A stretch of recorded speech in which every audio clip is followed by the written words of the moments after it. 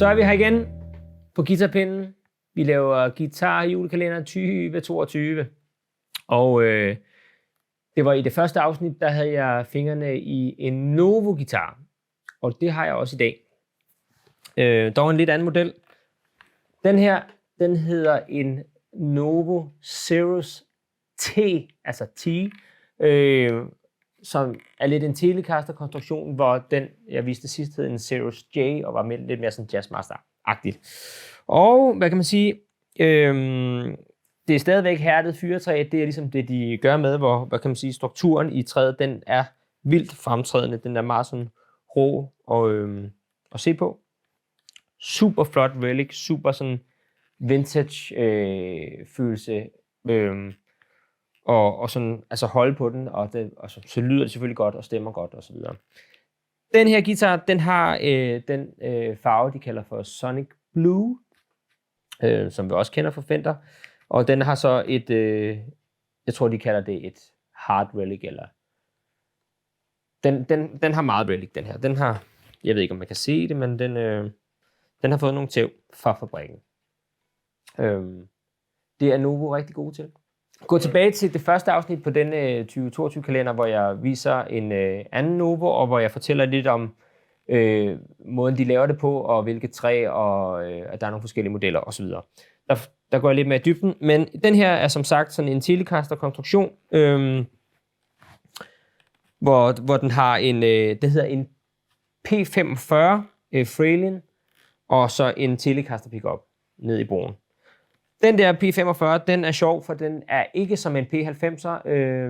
Der er noget med, at en P90'er har, jeg tror, den har 2 magneter inde i. Jeg er lidt i tvivl. Den her kun har 1, så den er ikke lige så mørk og mudret. Og den her sådan er lidt mere sådan, hvis du går på neck-pickuppen på en Strat, synes jeg. Så har den en 4-vejs switch, som jeg jo elsker. Hvor man i midterpositionen har pick-upperne på en måde, og så har du dem, det er noget med, at de er her, er de parallelt, og så kan du få dem i serie, så får du så lidt mere en humbucker-fil. Eller også er det modsat. I don't care, jeg spiller guitar. Men det er i hvert fald en fed ting, som man burde have i alle sine Telecaster. I forhold til den anden Novo, jeg har siddet med, så har den her, det de kalder for en beefy neck. De har 2 varianter af halse. De har sådan en, der hedder en C-hals, og så har de den, der hedder Beefy, som er lidt tykkere. Den minder rigtig meget om min 55 Tele. Og jeg synes sådan, når man holder den, og altså den har samme feel, og det er super flot sådan arbejde, de har gjort. Altså det føles bare som en gammel guitar at spille på. Men selvfølgelig stemmer den og spiller den, som den skal. Lad os lige høre den. Lad os starte på neck-pickuppen. Måske er det nu, at jeg lige fortæller, hvad vi spiller igennem. Vi spiller igennem en Fender Deluxe fra 1955, som har mic'et op med en 57'er. Og så går vi igennem pedalerne her. Filmer du dernede, Pau? Godt. Jeg har Novoen ind i volumenpedalen over i Wow, og så i en kompressor. CS2'eren, skøn kompressor. Videre over i King of Tone. Videre over i Noble, ODR. En EB-booster kun til at ligesom hæve niveauet. Så har jeg min yndlingspedal, Ion Stereo Chorus. Og så har jeg i det her board lige fået sat de her Universal Audio Starlight, som er deres, hvad kan man sige, delay-station. Så har jeg den, der hedder en Astra, som er våde effekter. Den har tremolo, og den har noget chorus, den har noget flanger, og så har den en udmærket phaser. Så har vi den her Sweet Sound Ultra Vibe. Og så til sidst har jeg så Universal Audios rumklangspedal, Golden Reverberator. Hvad hedder den? Kan du udtale det der? Pau. Reverberator. Ja, det var sgu det, den hed. De er ret fede, de der Universal Audio pedaler i øvrigt. Nå, vi skal høre guitaren. Nu er den bare med en lille smule spring reverb på. Og jeg er på neck pick-up'en.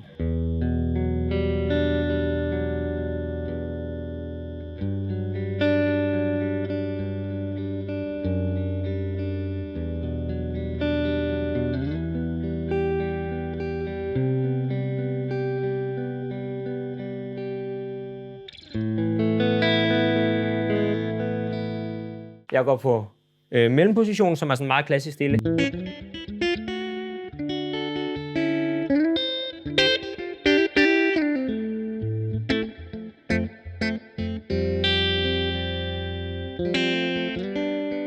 Og så har vi necken.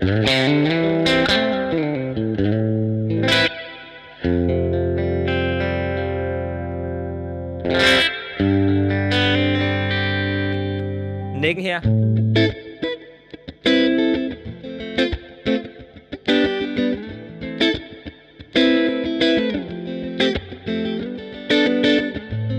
Og mellemposition.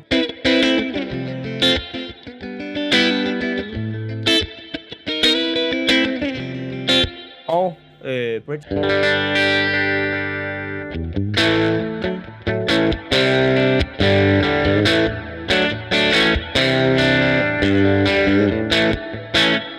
Og det drive, vi hører nu, det er forstærkeren, der brækker sig.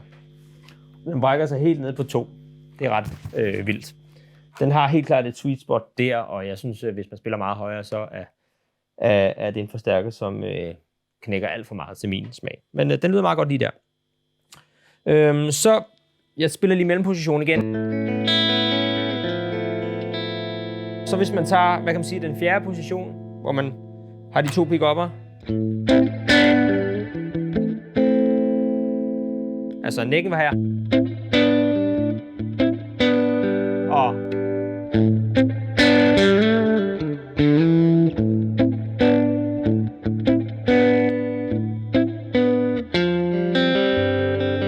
fantastisk fed ting. Jeg tror, den løber op i 150 kroner, sådan en 4-vejs pick-up switch der. Det er ret fedt.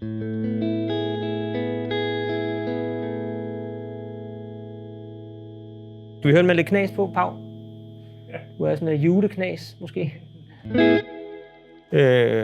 Pau, han har i hvert fald taget knas med i dag. Har han lovet? Er det ikke rigtigt? Okay, du får lige lidt mere her.